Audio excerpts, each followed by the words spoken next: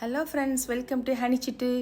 உடம்புக்கு ஹெல்த்தியானதும் சாப்பிட ரொம்ப டேஸ்டானதுமான இந்த பெப்பர் சிக்கன் லிவர் தான் இன்றைக்கி நம்ம பார்க்கக்கூடிய ரெசிபி.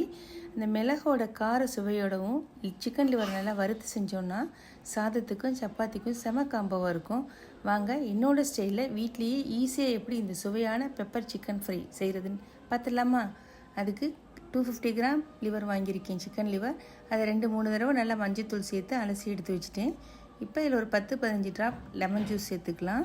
அதோட 1 டேபிள் ஸ்பூன் சிக்கன் மசாலா பொடி சேர்த்துருக்கேன், 1 டீஸ்பூன் இஞ்சி பூண்டு பேஸ்ட்டு. இது எல்லாத்தையும் சேர்த்து நல்லா பரட்டி விட்டுட்டு அதை அப்படியே ஒரு 1 மணி நேரம் எடுத்து வச்சிடலாம். சும்மா அப்படி மேலாக பிசையாமல் நல்லா டைட்டாக பிசைஞ்சோன்னா அந்த மசாலாலாம் ஒன்றா மிக்ஸ் ஆகி அப்படியே செட் ஆயிரும். இது அப்படியே இருக்கட்டும்.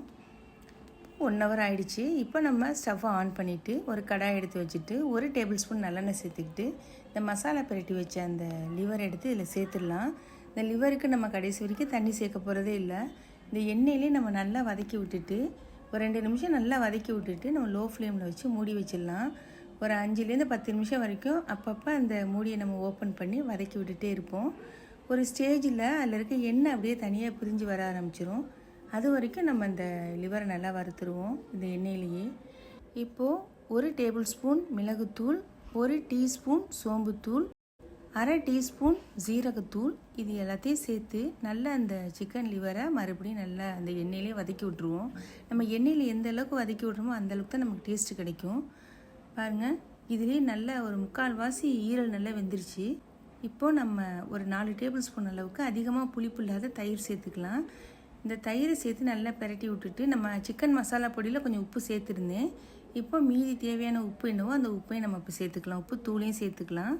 இந்த உப்பு தூளையும் சேர்த்து இதை நல்லா பிரட்டி விட்டுட்டு இதை அப்படியே லோ ஃப்ளேம்லேயே வச்சு மூடி வச்சிடலாம். ஒரு 5 நிமிஷம் அப்படியே இருக்கட்டும். இப்போது இந்த தயிர் எல்லாமே இந்த சிக்கனோட அப்படியே சேர்ந்துட்டு மொத்தமாக அதில் இருக்க எண்ணெயில் அப்படியே தனியாக பிரிஞ்சு வந்துடும்.